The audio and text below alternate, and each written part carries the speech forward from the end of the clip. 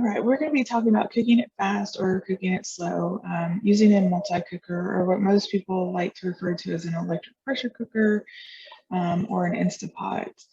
And what we're going to be looking at during this lesson is we're going to be looking at what is a multi-cooker, some of those cooking functions that they have, some cooking or cooker safety, and then also some recipes, and then a short demonstration on actually how to use one. And we'll look at a couple of different ones because each brand is going to be different. So multi-cookers, of course, is the focus for today. And from fireplace cooking to cast iron stoves, using coal or wood to the invention of the gas or electric stove, we have actually come a long way in the kitchen. And in 1971, the rival company actually introduced what we know today as a crock pot. And so it's been around for several years. A lot of people have used them. They're in a lot of households, and they're very easy to use. But with a multi-cooker, it actually is a lot of different appliances in one. And so it actually combines a slow cooker, it combines a pressure cooker, a saute pan, also a rice cooker, a yogurt maker. A lot of them have those functions. And they actually can help keep food warm. They steam, they brown, they saute, they simmer, they cook quickly, and they also cook slowly as well. So why actually own a multi-cooker? So there are several good reasons why to own one. And one of the best features of a multi-cooker is that you can avoid browning food in a skillet on your stovetop and having to clean the skillet and your stovetop. And they're easy to use because you simply just push buttons that are programmed, lock down the lid, and they actually maintain a pressure or heat without any monitoring. But you don't want to step too far away from them. You just kind of want to still pay attention to them. Go back and check on them every so often as well, making sure that they're working properly.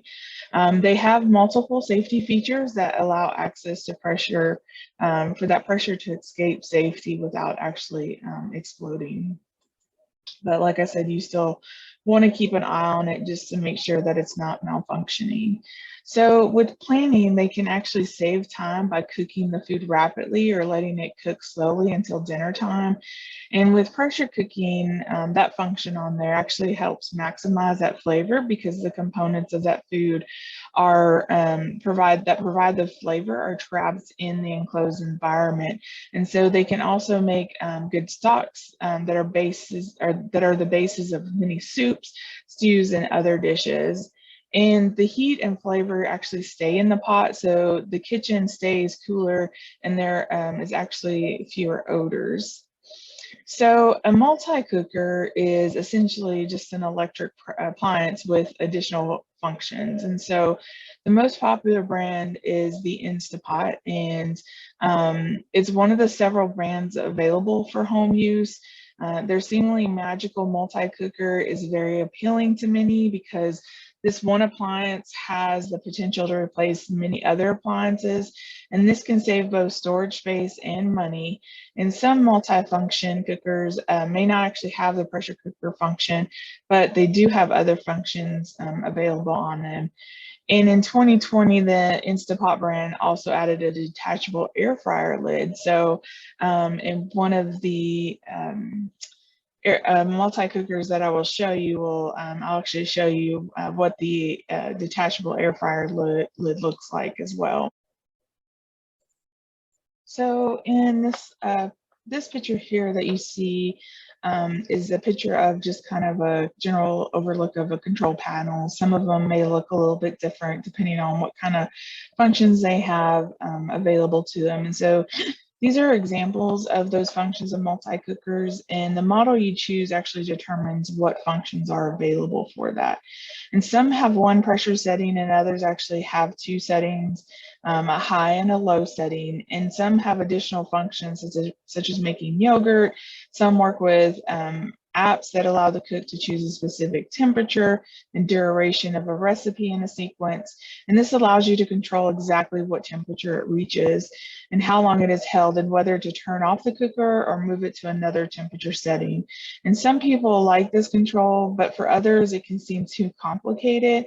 And some pots also work with an app you control from your phone or your device that you can do as well. And so that's some of those newer ones that you might see on the market as well. So before going out and buying the model that is the lowest price or the model that is the most hotly advertised, actually do some research and do some checking. And there are there's differences in how well models actually perform. And so Cook Illustrated, Good Housekeeping, and also the consumer reports are good places to start to look at reviews about those multi-cookers. And so, some tips about, which one you should purchase. One thing is the pot. So you want to decide whether you plan to use it for bigger cuts of meat. If you do, you may want to look for an oblong pot rather than more of a round pot.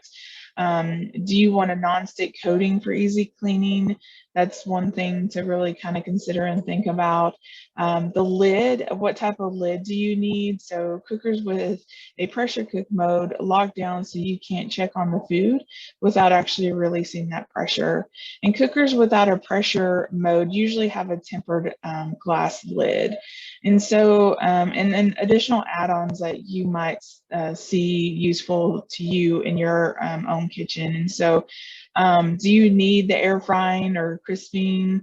Are you in the market to also purchase an air fryer? So you might be thinking about getting an all-in-one type of multi-cooker, and the air fryer attachment will actually cost you an additional $75 and may not be available for all brands, but certainly it's something to possibly look into if that is what you're wanting to out of this multi-cooker as well.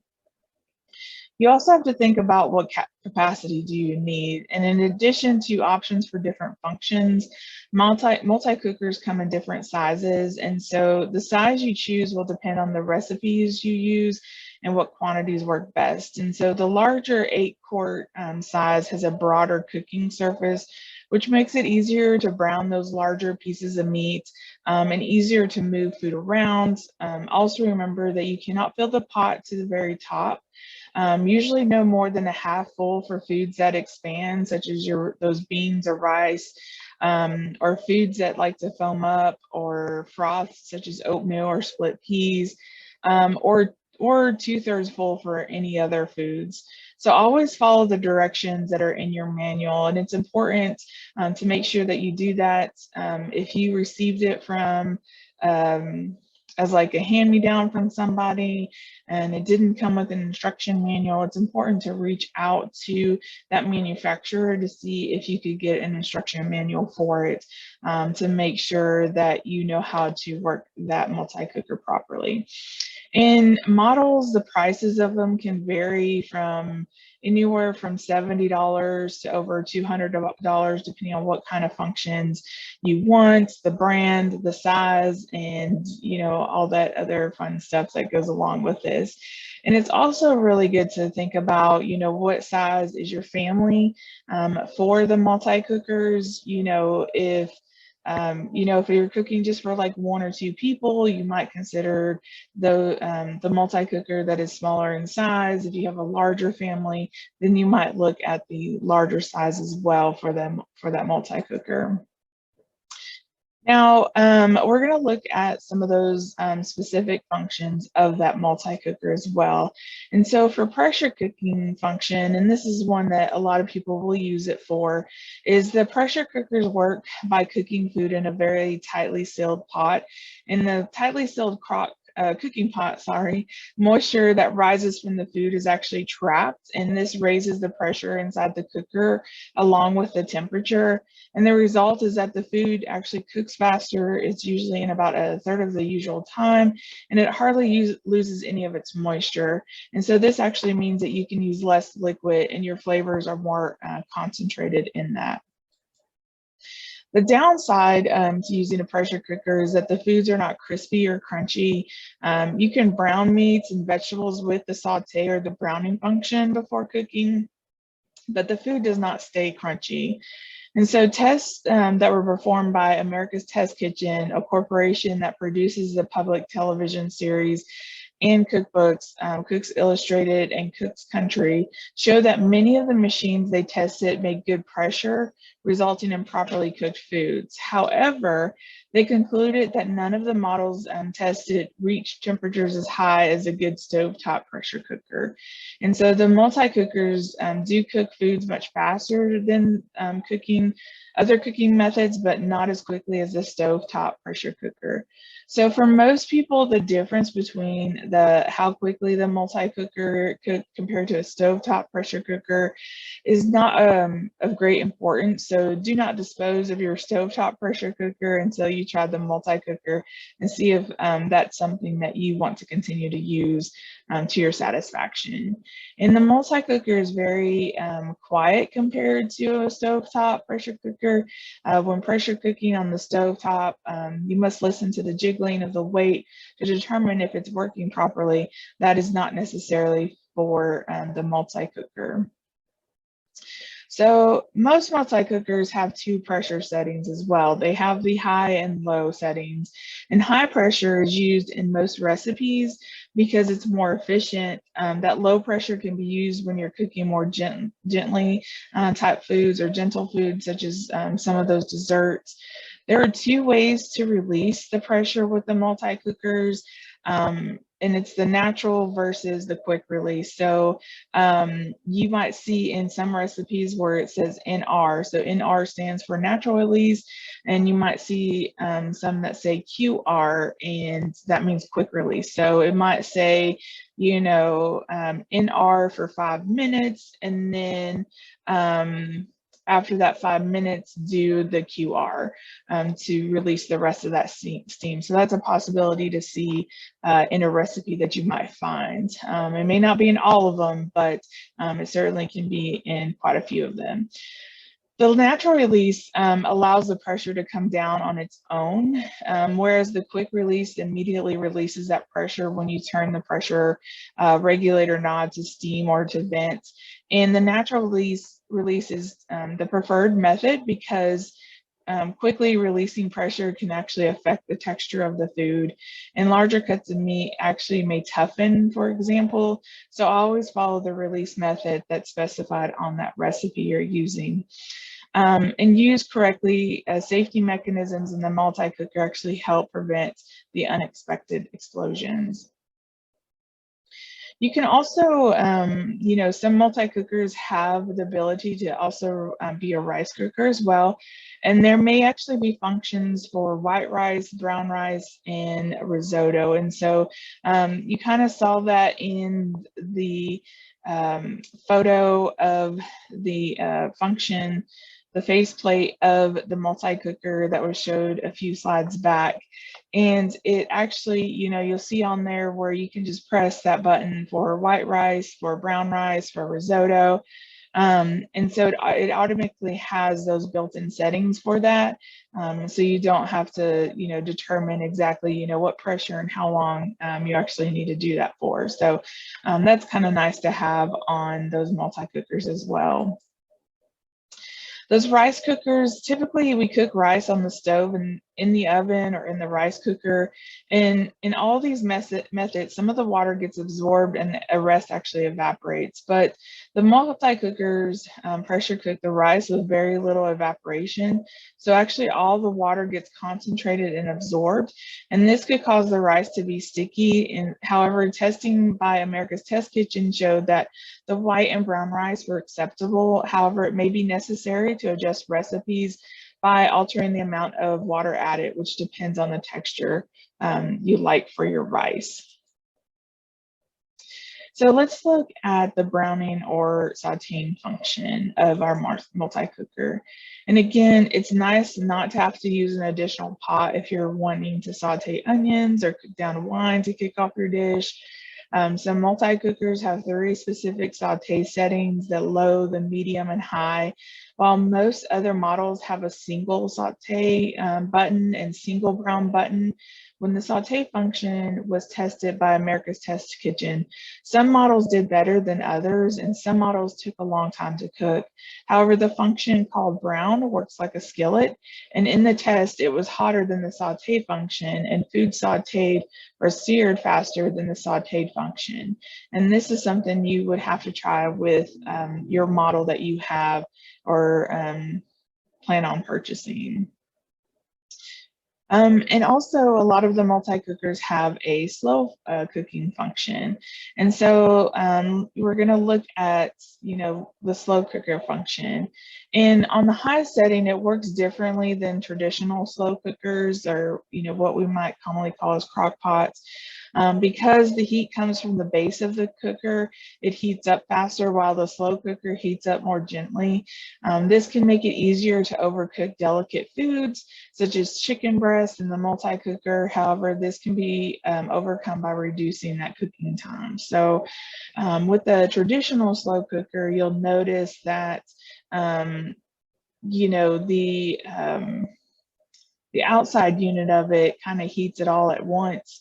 And it does it at, kind of a slower time than, this the multi-cooker. And so just kind of be mindful of that. It does take, some trial and error to determine, what is the best temperature, what's the best time to use your multi-cooker as a slow cooker. And so, using a meat thermometer is going to be your best friend. It's going to tell you it's going to let you know that you actually reached that proper temperature that you need it to, especially for pieces of meat that you may be cooking. On the low setting, multi-cookers tested by the American Test Kitchen cooked unevenly. So again, this is because the heat comes from the bottom of the cooker, like a pot on a stove burner, so that foods on the bottom cook more quickly. And also, multi-cookers tend to be taller and more narrower than traditional slow cookers, which makes it more difficult to cook food at the top.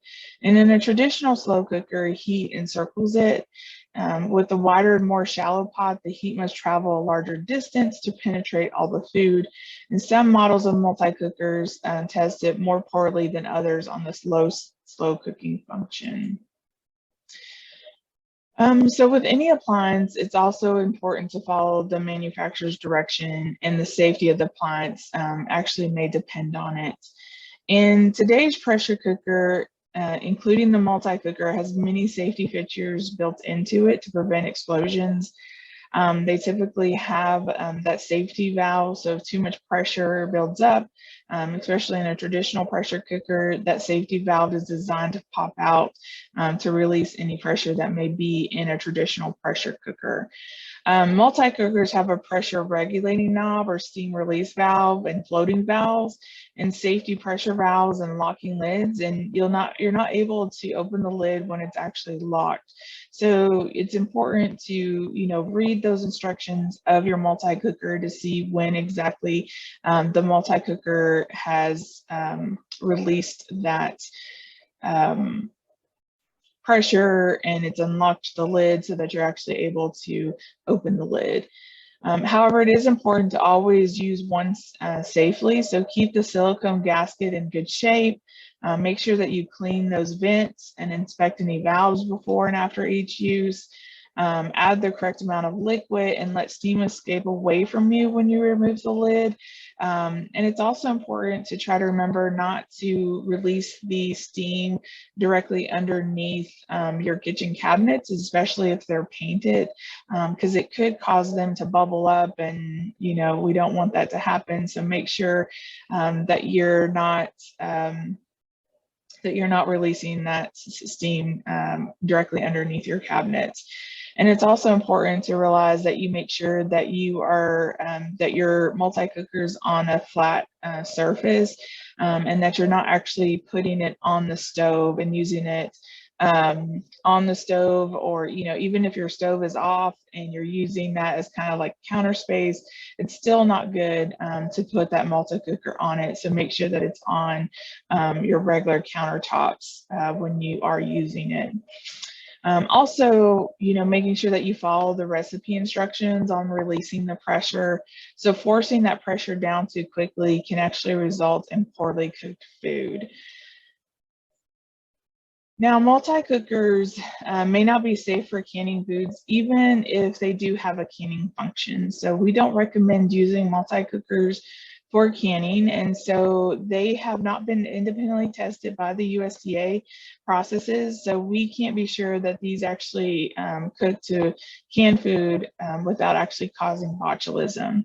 And so canning food safely with a pressure canner requires that you actually reach a specific pressure, usually anywhere from 10 to 11 pounds per square inch for a specified time in order to reach a temperature of at least 240 degrees.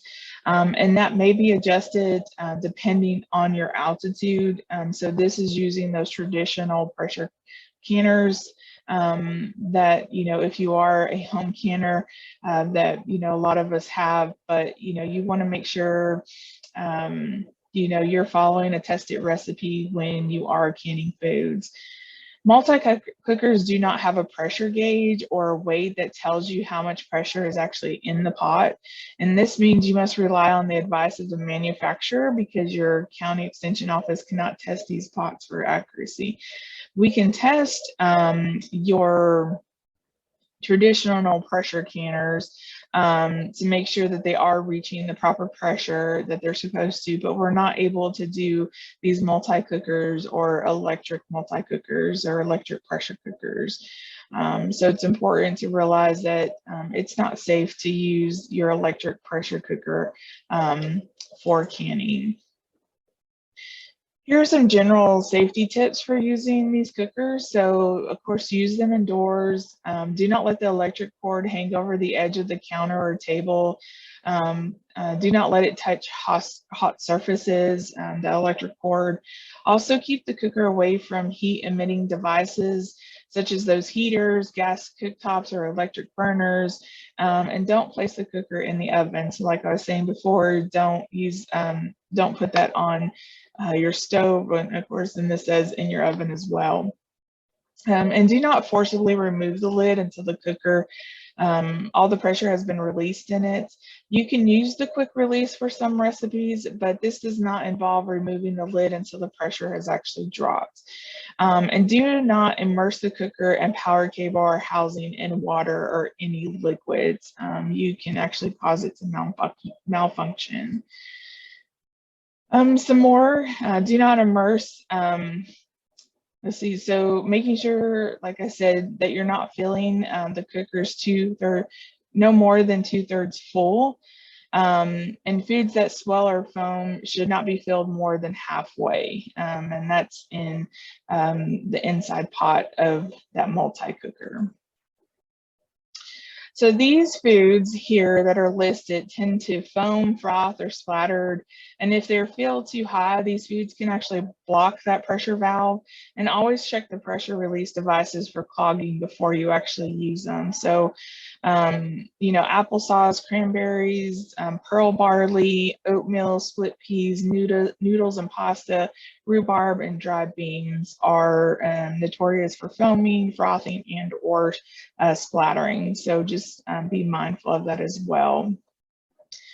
Like any cooking, it's important to follow recommended safe food handling when using multi-cookers. So food must not be held in the multi-cooker in that danger zone, which is that 40 degrees to 140 degrees Fahrenheit for more than 2 hours. It is also unsafe to delay cooking your food for more than 2 hours in that danger zone, even if your cooker allows you to delay cooking time for several hours. Also, if you're not ready to eat when cooking is done, just make sure to use the warm function to keep that food hot. And if you do plan to cook meat in the slow cooker, make sure that you thaw it out first and properly.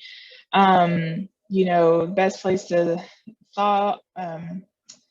unthaw food is in your refrigerator. That's the best place to unthaw it. If not, making sure that you run it under cool running water to unthaw it that way as well. So, just be mindful of that when you are cooking with meat. If you do plan to cook meat in the slow cooker, make sure that it is not in the danger zone long enough for bacteria to actually grow on it. So here are some things to remember, some pointers. So multi-cookers can perform functions in one pot that would otherwise take several different utensils or pots to use or pans. This may save you storage space and money. However, they may not perform as well as your stovetop pressure cooker or slow cooker. And make sure you try using the multi-cooker for different functions before discarding other appliances. And it may be necessary to adapt recipes to get the results you're expecting. Some foods can be under or overcooked, for example, so keeping food out of the danger zone so that bacteria do not grow. And, so we're going to look at a few different recipes as well. You'll see them here on the screen as I post them up, as I show you all. The first one that we're going to share is the beef roast in a multi-cooker. The second one is chicken tacos in a slow cooker. The third is the spaghetti with meat sauce in a multi-cooker. The fourth is chicken catatori in a slow cooker. We've got some applesauce in a multi-cooker, as well as steamed sweet potatoes in a multi-cooker as well. So thank you all for joining me today. Of course, if you have any questions, just feel free to reach out to me, and I'll try to help you out and answer the questions that you might have. But here's my contact information that you can reach out to me as well. We've got a series of videos coming each month, so make sure you watch out for those videos. They are coming out once a month. So the next one hopefully will be about air fryers. And thank you for joining me today.